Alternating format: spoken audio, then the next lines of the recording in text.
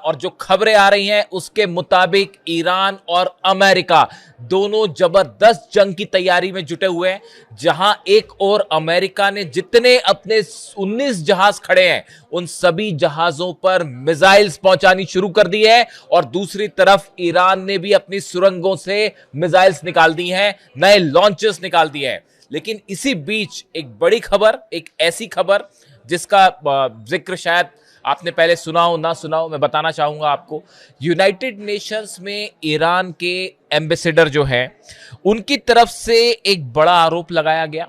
अमीर सईद इरावानी साहब जो हैं यूनाइटेड नेशंस में ईरान के एम्बेसडर हैं, उनका कहना है उन्होंने डोनाल्ड ट्रंप और अमेरिका के लिए, खास तौर पर डोनाल्ड ट्रंप के लिए डकैत शब्द का इस्तेमाल किया है। उनका कहना है कि डोनाल्ड ट्रंप और अमेरिका डकैती कर रहे हैं और आतंकवाद को बढ़ावा दे रहे हैं। अब ये बात ईरान ने क्यों कही? ये बात ईरान ने इस रेफरेंस में कही, ईरान का कहना है जिस तरह से अमेरिका ने हॉर्मूज को ब्लॉक कर रखा है, ईरान के जहाजों को रोका जा रहा है, ये आतंकवाद को बढ़ावा देने जैसा है। इसके साथ ही उनका यह भी कहना है, ईरान का यह कहना है कि जो ईरान के जहाजों पर अमेरिका ने और डोनाल्ड ट्रंप ने कब्जा किया है, यह सरासर डकैती है। यह समुंदर में जो लुटेरे होते हैं, समंदर के जो डकैत होते हैं, वो जो हरकत करते हैं, वैसी हरकत डोनाल्ड ट्रंप और अमेरिका कर रहे हैं। इसके साथ ही उन्होंने कई बातें कही हैं जो बेहद अहम हैं। देखिए, अमीर सईद इरावानी जो एम्बेसडर हैं ईरान के, वो अपनी हर बात को बड़ी साफगोई से रखते हैं और बड़े एग्रेसिवली रखने के लिए जाने जाते हैं, और यूनाइटेड नेशंस में उन्होंने ये बात कही है, एक चिट्ठी लिखकर ये बात कही। उनका कहना ऐसा है कि अमेरिका ने जिस तरह से ब्लॉक कर रखा है हॉर्मूज को, अब ईरान को पूरा अधिकार है इसका जवाब देने का। बात नंबर 1, इशारे समझिए क्या कह रहा है ईरान।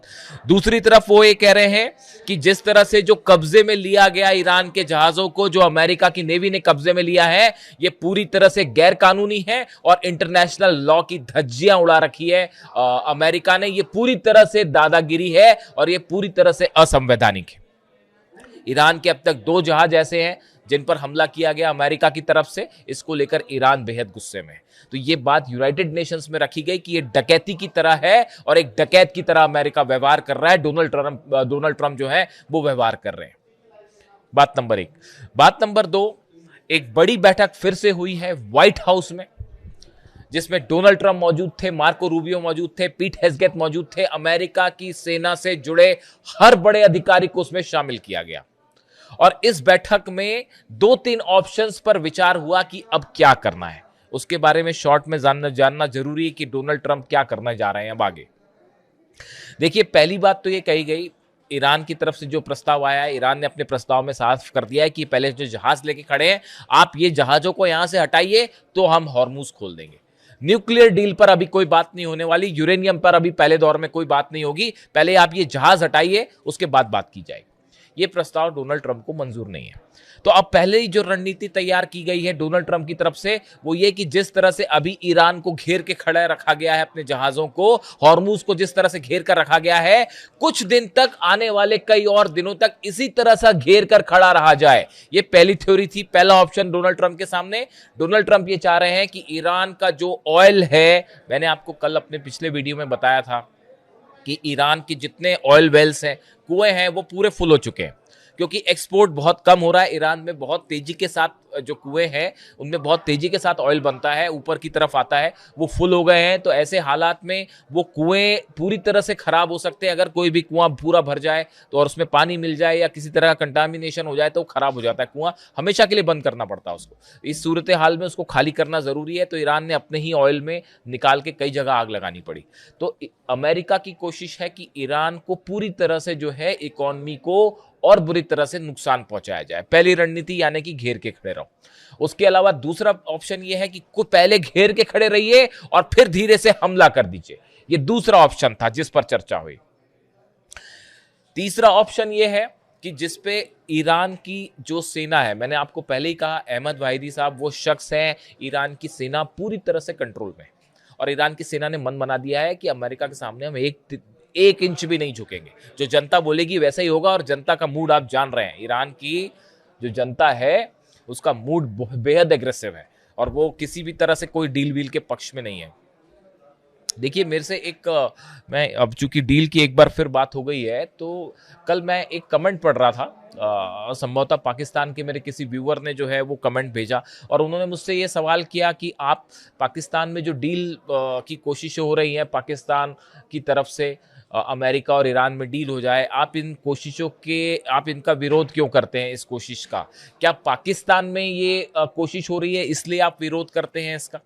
देखिए मैं आपको कहना चाहूँगा कि ये डील इस्लामाबाद में हो या बातचीत इस्लामाबाद में हो या ओमान में हो या जिनीवा में हो, पहले जो 6 दौर की बातचीत हुई वो तो पाकिस्तान में नहीं थी। तब भी मेरी ये राय थी कि इस डील के जरिए सिर्फ ईरान को धोखा देने की कोशिश है, और ये मेरी ही राय नहीं थी, ये ईरान के सुप्रीम लीडर अली खामनेई साहब की भी राय थी। मैं अब भी सुप्रीम लीडर की जब भी बात होती है तो अली खामनेई साहब, ऐसा लगता है कि अभी भी वही सुप्रीम लीडर हैं, तो वो कभी ऐसी मिस्टेक हो जाए तो उसको अन्यथा ना ले आप। तो मैं यही मान के चलता हूं कि अभी भी अली खामनेई साहब ही सुप्रीम लीडर हैं और उन्हीं के राह पे ही पूरा ईरान चल रहा है साहब। तो देखिए वो खुद इस बात को बोल के गए थे, आप उनके एक्स मीडिया पे जो वीडियोस पड़े, जो एक्स पर उनके जो पोस्ट हैं आप वो देख लीजिए, आप उनके वीडियोस देख लीजिए। वो हमेशा यही कह रहे थे शुरू से आखिरी तक कि इनसे बातचीत करने का कोई मतलब नहीं होगा, क्योंकि अमेरिका की नीयत अच्छी, साफ और ट्रांसपेरेंट डील करने की नहीं है। अरे आप कुछ समझिए इस बात को, जो ईरान के सुप्रीम लीडर को अगर निशाना बना सकते हैं, उन पर कैसे विश्वास किया जाए? ये बात मैं नहीं कह रहा, ये बात ईरान की जनता कह रही है। विश्वास करने का तो सवाल ही नहीं उठता दूर दूर तक। आपको डील का कौन सा फ्रेमवर्क ये समझ में आ रहा है जिसमें जो है एक फ्री एंड फेयर डील की आप उम्मीद कर रहे हैं? बताइए मुझसे, फ्री एंड फेयर डील कैसे हो सकती है? ईरान का कहना बड़ा साफ है, भाई न्यूक्लियर एनर्जी रखना हमारा अधिकार है, हम पीसफुल काम के लिए अपनी न्यूक्लियर एनर्जी चाहते हैं, अपना यूरेनियम चाहते हैं, हमारे साइंटिस्ट ने उसको डेवलप किया है और ये हमेशा से ईरान कहता रहा। ईरान ने तो वो समझौता भी नहीं तोड़ा था जो 2015 में हुआ था बराक ओबामा के समय, और बाकी देशों के साथ ईरान ने समझौता किया था। उसे किसने तोड़ा था? डोनाल्ड ट्रंप ने तोड़ा था उसको। डोनाल्ड ट्रंप जब पहली बार सत्ता में आए थे तब उन्होंने तोड़ा था उसको, ईरान ने तो नहीं तोड़ा था। अली खामेनी साहब इस बात को जानते थे कि हमला होने वाला है साहब, और वो इस बात को बोल के गए हैं कि अमेरिका के साथ बातचीत का कभी कोई नतीजा नहीं निकल सकता। और ये भी एक ऑप्शन है अमेरिका के इसमें, जो मैं आपको ऑप्शंस गिना रहा हूं, इसमें एक ऑप्शन ये भी है कि अभी चूंकि फंस गया अमेरिका, तो अभी आप बातचीत शुरू कर दीजिए जैसा पिछली बार हुआ, और कुछ समय बाद जब आप एक कंफर्टेबल पोजीशन में आ जाए तो फिर से हमला कर दीजिए ईरान पे। यही तो तमाशा चल रहा है पिछले, आप क्या समझ नहीं पा रहे ये क्या हो रहा है? पिछले समय से पहले 12 दिन की जंग हुई, फिर उसके बाद जो है 6 दौर की बातचीत हुई और बातचीत के बीच में हमला कर दिया। क्या मतलब इस बात का? तो क्या करे ईरान? अपना न्यूक्लियर अधिकार छोड़ दे? ईरान अपना यूरेनियम छोड़ दे? क्या करे ईरान? सरेंडर कर दे? क्या करना चाहिए ईरान को? यहां ईरान की जीत हुई है, और कम से कम मेरी समझ तो साहब यही कह रही है कि ईरान ने जबरदस्त जीत हासिल की है। होना तो यह चाहिए कि ईरान को, मुझसे पूछा जाता है कई बार कि ईरान ने क्या करना चाहिए, ईरान को पहले एक प्रेस कॉन्फ्रेंस करनी चाहिए तेहरान में, और ईरान के राष्ट्रपति उसमें शामिल हो, अब्बास अराक्ची साहब शामिल हो, सेना के प्रतिनिधि शामिल हो, और एक बड़ा अनाउंसमेंट किया जाए कि इसमें ईरान की जीत हुई है। पूरी दुनिया के सामने बात बताई जाए कि किस तरह से हमने अमेरिका को पूरे अरब देशों में एक एक ठिकाने उड़ा दिए, उनके जितने बेसिस थे। मैं आपको बताऊंगा पेंटागन क्या कह रहा है। पेंटागन ने हाथ जोड़ दिए, कह रहा है कि साहब हम ईरान की मिसाइल्स का मुकाबला नहीं कर सकते। ये रिपोर्ट आई है पेंटागन की कि जो हाइपरसोनिक मिसाइल्स हैं खुर्रमशेर और फतह 2, इसका और सेजिल का मुकाबला अमेरिकन डिफेंस सिस्टम नहीं कर सकता। ये रिपोर्ट पेंटागन ने सौंपी है डोनाल्ड ट्रंप को। और बताइए, आप जाके पढ़ लीजिए न्यूयॉर्क टाइम्स क्या कह रहा है और वॉल स्ट्रीट जर्नल क्या कह रहा है, और वहां के अखबार क्या छाप रहे हैं इसके बारे में।